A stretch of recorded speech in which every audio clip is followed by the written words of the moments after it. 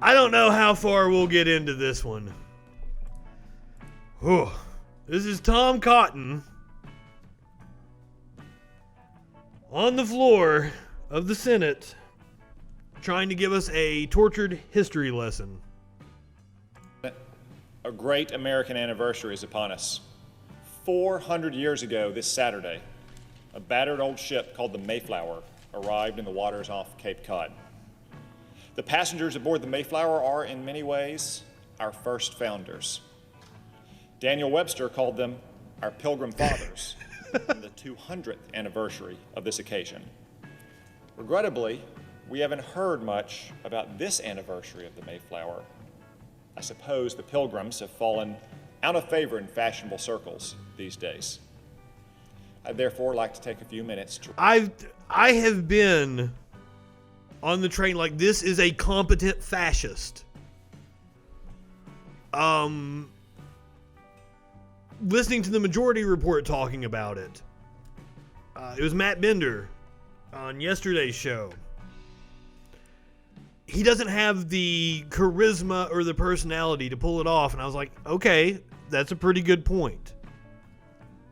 Now, somebody else that is angling for a run in 2024 that we need to be worried about is a man by the name of Ben Sass, and he seems to be growing some fucking balls here lately. Staking out his position. I worry about him. To reflect on the Pilgrim story and its living legacy for our nation. By 1620, the Pilgrims were already practiced at living in a strange land. They had fled England for Holland 12 years earlier, seeking freedom to practice their faith. But life was hard in Holland. I don't want to have to fact check this whole thing, but they wanted places where they could impose their religion on other people. Its oppressive reach across the channel.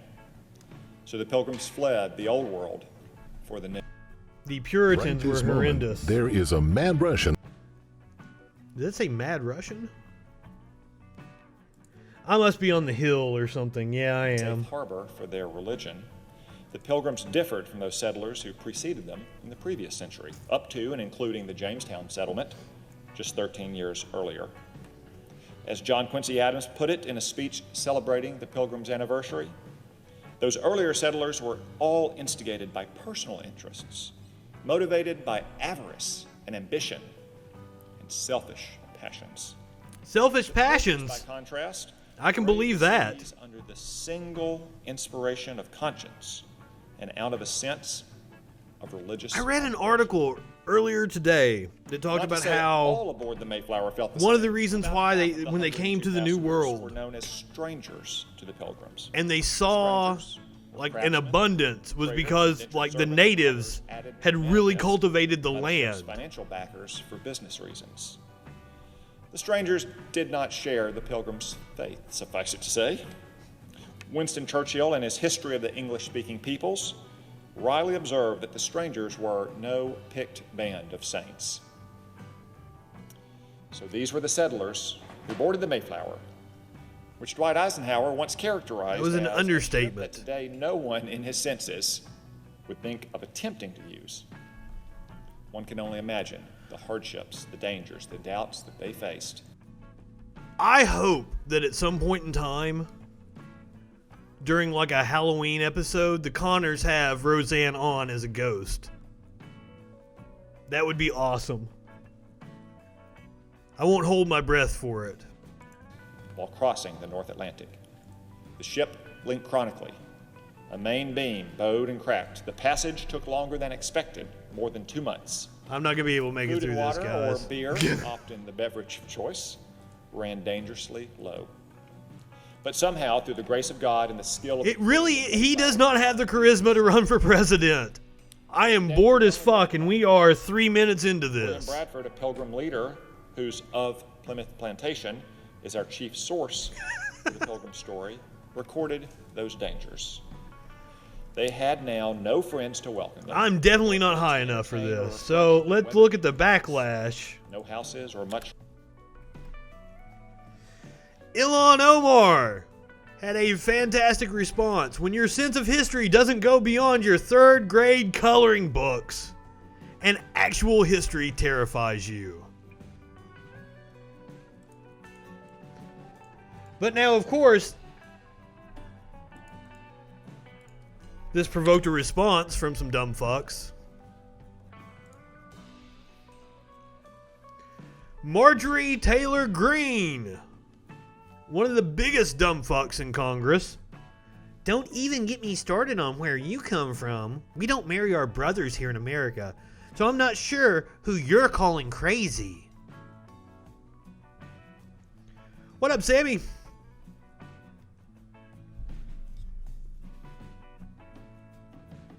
So they've had quite the heated exchange, it looks like.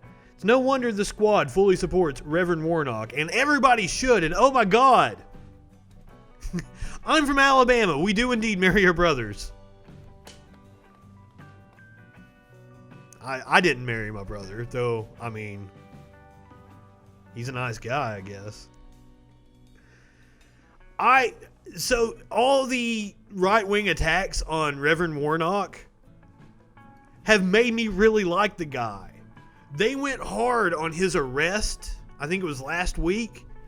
And when you look it up, he was arrested for obstruction of justice or obstructing an investigation because he was demanding that a kid have a lawyer present while the cops questioned him.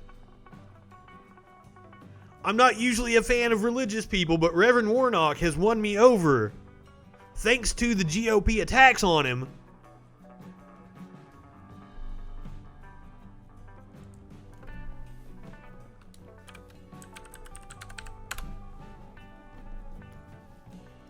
Thank you, Producer Dave. You haven't had me on in a little while. Been feeling lonely. And Ilhan Omar completely agrees with his disgraceful comments about our active service members, veterans, and their families. Thank you, Sammy. I appreciate the support. Ilhan fires back. Blatant lies from the disastrous insider trading. Yeah. This wasn't Marjorie Taylor Greene. This was Kelly Loeffler, who was caught up in an insider trading scandal at the beginning of the coronavirus breakout here in America. Blatant lies from the disastrous insider trading, QAnon conspiracy supporting, fear-mongering appointed Kelly. Hasn't even won an election yet. To win an election, you run on ideas, debate your actual opponent, and defend your record, not run against the squad. He fucked up and found out. Omar is so fucking cool. Loeffler fires back. We saw the video of you smiling and laughing while talking about Al-Qaeda and 9/11. Ugh. We know that you funneled millions of dollars to your new husband's consulting firm. Now, that's a story I was going to cover here and we didn't have time. Spent about $2 million for her campaign on the consulting firm that her husband runs. Now, that's for video editing, consulting services. In a tight congressional race, $2 million? That's pretty cheap. I actually thought about looking up what her opponent spent.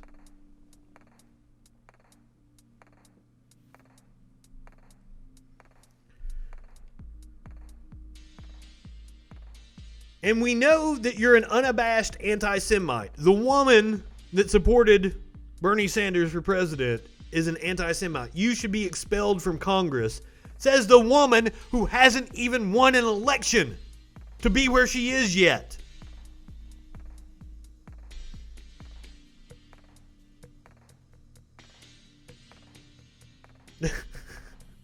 I like that Omar just brushed her off there. If you need help writing a real clapback, I'm here to help. This ain't hit. Try harder. Marjorie Taylor Greene hops back in. You married your brother. Now, she's the QAnon congressperson. Ilhan calls her the crazy lady. But you have to get off the loony train now that you are in Congress. Actually, she don't. She doesn't. She is from a plus 27 Republican district. She doesn't have to get off the crazy train. Embracing the crazy train is probably what got her elected.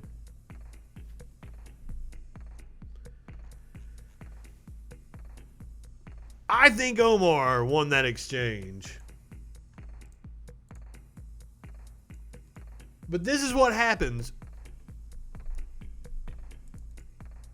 when you have a Republican Party that's led by a guy that will appoint 2 white nationalists to government roles, not to mention Stephen goddamn Miller, senior advisor to the president. So it's no wonder all these conspiracy theories and racist attacks are coming from that party.